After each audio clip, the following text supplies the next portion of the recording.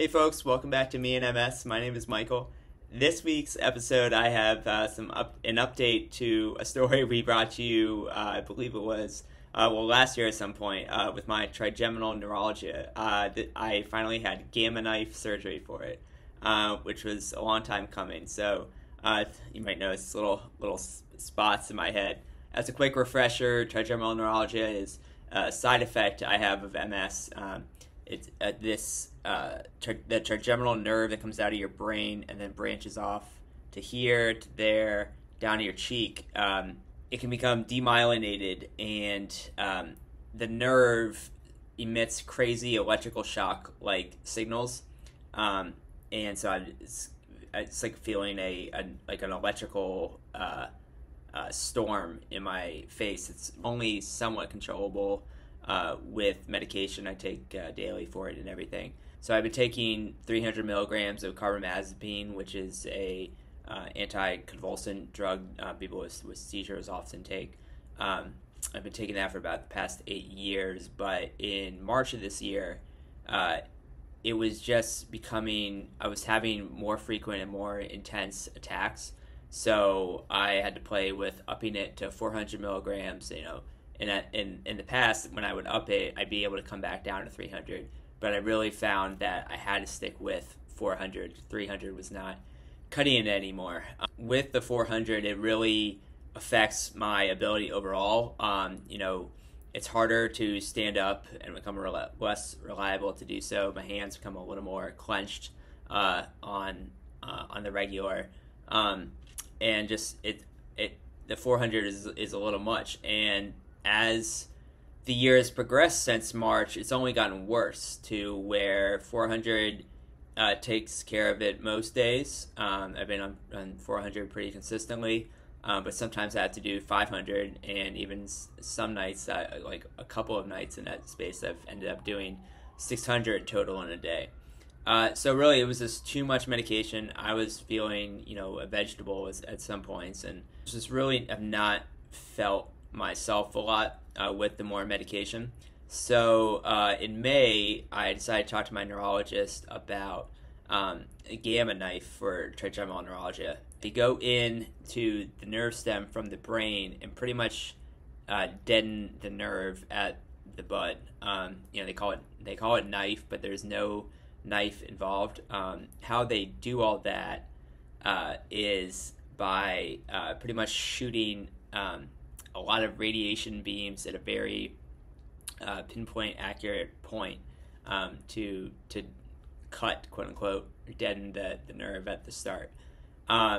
So I finally, after it was like a summer project, I asked for that referral in May, had to meet with like 3 or 4 doctors, get an MRI, had to kind of like hopscotch around to find the correct doctors who did this in a timely fashion. But I'm not going to bore you all with the details there. It's just more medical frustration and more more fodder that you are your best advocate to stay with it and stay on top of things and get to the result you need. We'll summarize it at that. So I finally did get to the day last week, September 1st, to get Gammaknife done.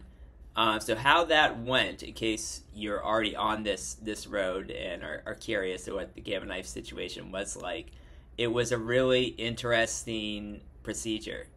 In some ways, it was the easiest doctor's appointment type thing I've ever done, or easiest quote unquote surgery or procedure I've ever had done. But in other ways, it was extremely stressful and anxiety inducing. But so, I mean, I had to show up at the hospital at MUSC, Medical University of South Carolina, just before 5:30 a.m. And from there, the nurse came out a little after 6. They got me, and they do 3 patients a day just to keep things moving. They do it, I think, twice a week. And they brought us back to individual rooms to have and get ready, put a gown on, and all that. Once we were ready there, and once the main neurosurgeon was ready, it came in to affix a head cage to my head. It had, again, the two dots. The nurse injected lidocaine and then a stronger lidocaine type medication to last for longer in the day, pain relieving medication. And at that point, they fit this frame. I'm gonna have pictures here. It fit a frame over your head, metal frame, and literally screw in the frame in the lidocaine points against your skull. So it was invasive in that regard, but it was like nothing I'd ever experienced before. I was literally hearing the world with my skull. You tap on the thing, and it sounds almost like you're in a submarine and hear something like tapping on the edge, or when you're listening or watching one of those type movies or underwater movies. But at the same time, it also was like the most hi-fi hearing I had ever experienced. I was hearing everything with my skull, it seemed, which was a crazy feeling. I wish there were some hi-fi audio speakers to listen to music there. So from there, at this point, it was about 9 a.m., maybe a little earlier. They took me up to get a MRI, and this was the most intense MRI I've ever had, where I have a vertigo sensation when I am on like the very flat middle back of my head. So it was the most intense situation there. I had to be lowered. They affixed if you've been in an MRI machine, there's a cage and there's not a lot of room to move. This literally kept your head still. You could not move it. They added extra sort of caging on top of that to keep you still in the machine. And there was no room to even kind of attempt to tilt my head up.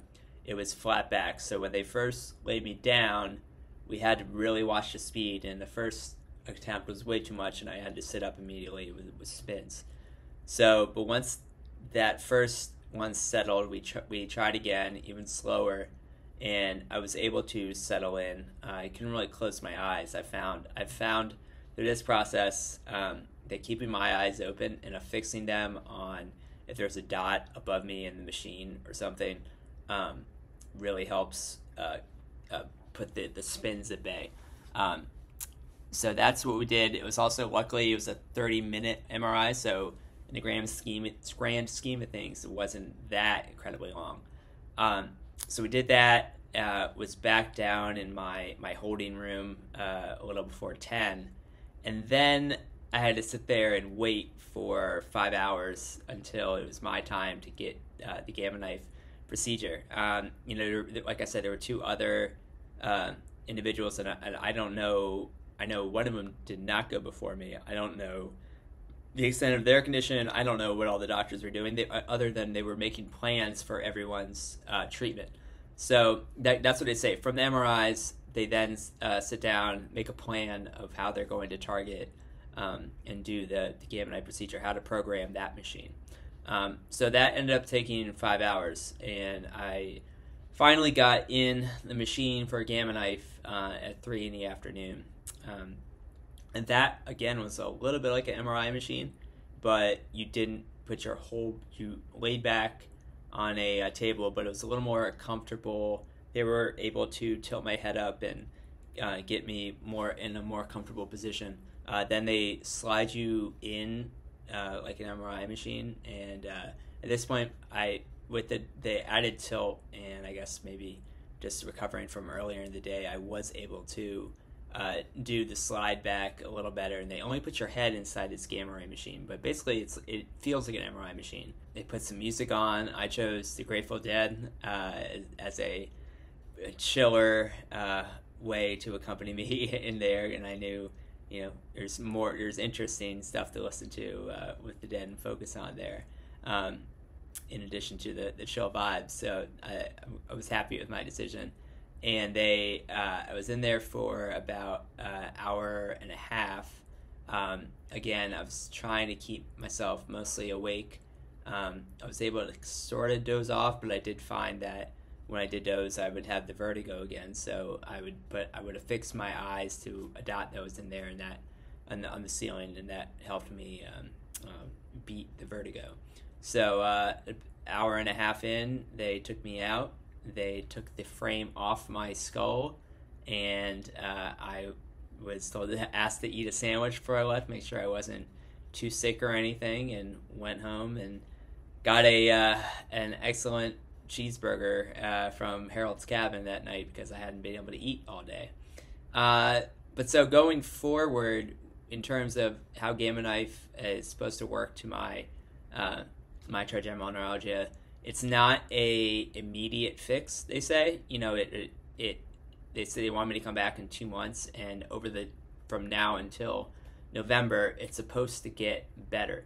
I would say the week before I had Gammaknife, my mouth was, in general, a little better. I had been able to control things better. I hadn't had any crazy attacks. But since Gammaknife, it's gotten even better. And I mean, it's only been, less than a week. But I do occasionally still feel what I call a ping, like a tiny little shock in my gums, upper lip. I shaved the other night, and when I was in the shower right after, the water putting pressure on it or something it set it off, and that was the worst attack I'd had, but it was really only like 10 seconds. So I'm not out of the woods yet. They advise me to keep taking the same medication levels until I see them in 2 months. Knowing me, I will probably play with tempering those down. Like I said, I'm at 400. I'm gonna stay on 400, at least through this week, and still keep watching if I still experience some pings or not, and see from there. I might try to temper down to 300, where I know I generally do better with 300 rather than the 400 coursing through me. And then hopefully I can temper down even more, and I guess I'll talk to him in 2 months and see if I can stop altogether medicine or not.